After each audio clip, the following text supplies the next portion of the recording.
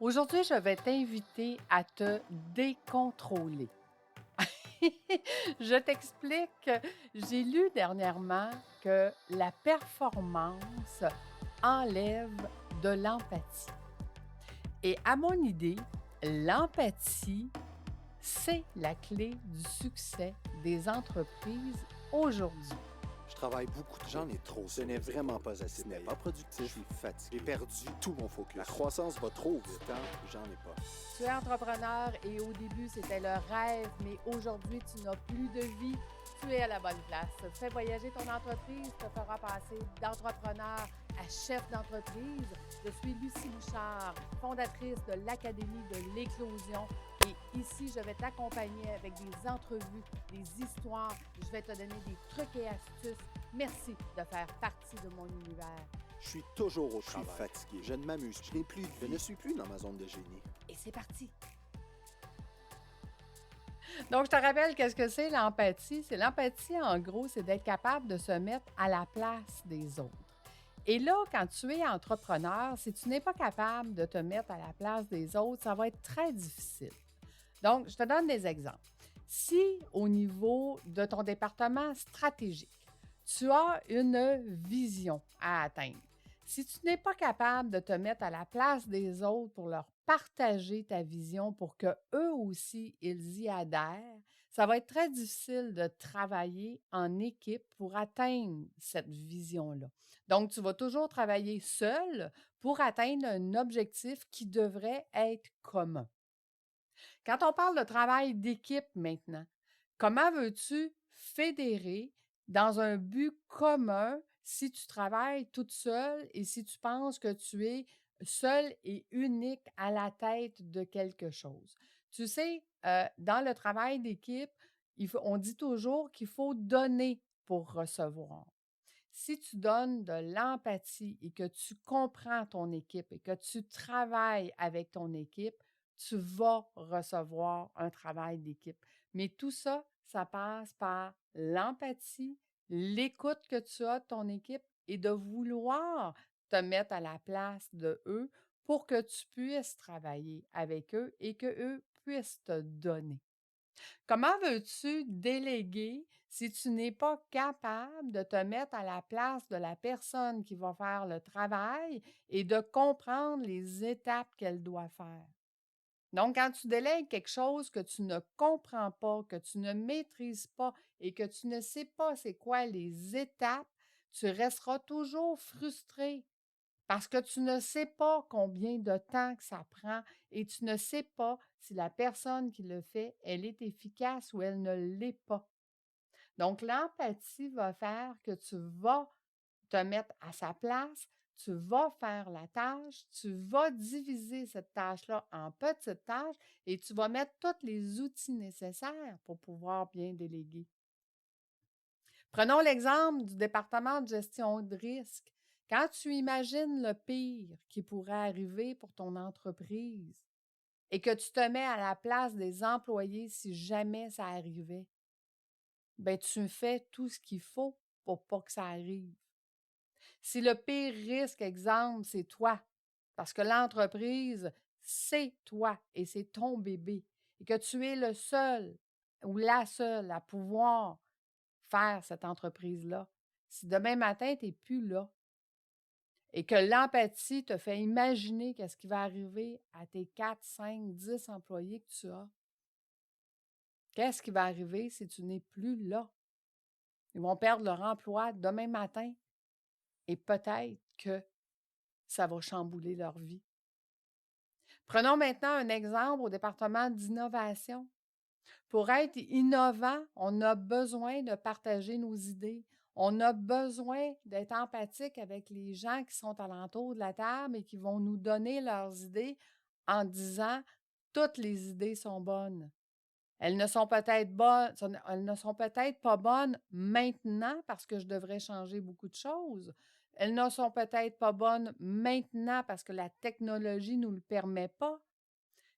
Tu sais, imagine, v'là 20 ans, si je t'avais dit: «Hey, j'ai une idée. Au lieu de s'appeler, on va se texter avec les pouces». Est-ce que tu te souviens du gros téléphone gris à l'époque? Si je t'avais donné cette idée-là à ce moment-là, tu aurais parti à rire, tu aurais dit: «Écoute, avec ces gros téléphones gris-là, qui a même pas d'écran, ça va être très difficile de texter avec des pouces». Mais aujourd'hui, on texte plus qu'on appelle. Donc, est-ce que l'idée était pas bonne? Non, l'idée était bonne, mais la technologie ne permettait pas. Mais si j'ai pas cette empathie-là d'écouter tout le monde et de vouloir être innovant, ça va être très difficile de faire un département d'innovation. Prenons maintenant un exemple dans le département des opérations, justement. Comment veux-tu structurer un bon département des opérations si tu n'es pas capable de te mettre à la place de ceux qui vont faire ces opérations-là? Si tu n'es pas capable de comprendre que chacune des opérations qui est effectuée, qu'est-ce que ça demande comme énergie? Qu'est-ce que ça demande comme compétences? Puis est-ce que tu as les bonnes personnes pour faire ces compétences-là? Maintenant, l'empathie au niveau des ressources humaines. Si tu n'es pas empathique envers tes ressources humaines, bien, je t'annonce qu'ils ne resteront pas avec toi. Surtout dans un contexte actuel où est-ce que les emplois sont faciles à trouver ailleurs. Les gens ne recherchent plus nécessairement un salaire ou des bénéfices. Ils recherchent d'abord une qualité de vie et de l'empathie de leur patron. J'avais une cliente dernièrement qui me disait: «Écoute, moi, dans mes valeurs, ça fait des années que j'emmène des plats Tupperware au travail parce que j'ai le souci de la planète. Je ne veux p j'essaye de moins utiliser de choses qui doivent être, recyclées ou qui vont créer des déchets». Et là, je lui pose la question: «Est-ce que tu l'as partagé avec, tes employés?» «Ah ben non, ça c'est ma vie personnelle». Eh bien non. Moins tu vas avoir d'empathie et moins tu vas avoir d'humanité avec tes ressources humaines et plus tu auras de difficultés avec ton entreprise. On ne veut pas travailler pour un robot, on veut travailler pour un humain et on veut qu'il soit humain avec nous.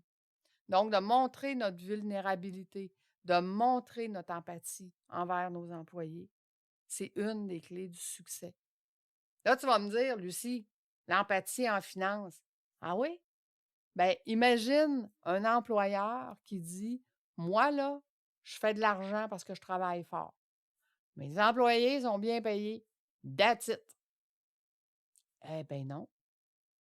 Quelqu'un qui est empathique va dire: «Moi, je fais de l'argent grâce à mes employés et je vais le partager. Je vais partager ce que ça me donne comme qualité de vie et je vais partager ça avec mes employés». Fait que je te pose la question. D'après toi, là, est-ce que l'empathie dans ta vie comme entrepreneur a une place importante? Parce que moi, je pense que c'est la clé du succès. D'être capable de se mettre à la place des autres dans chacun des départements de notre entreprise nous permet d'être plus humains et d'être plus humain nous permet d'avoir de meilleures ressources humaines. Puis d'avoir de meilleures ressources humaines nous permet d'avoir de meilleures entreprises qui performent plus et qui nous donnent plus de liberté. As-tu mis de l'empathie dans ton entreprise? Écoute, j'aimerais beaucoup t'entendre sur le sujet. Si tu veux bien me laisser des commentaires sur ma chaîne YouTube de mon podcast Fais voyager ton entreprise, je vais me faire un grand plaisir de communiquer, partager et d'écrire avec toi sur tes commentaires. Donc, si tu penses que ce podcast peut intéresser quelqu'un à qui ça ferait du bien, je t'invite aussi à le partager. Donc, je te dis à tantôt. Je m'en vais répondre à tes commentaires. Bye bye!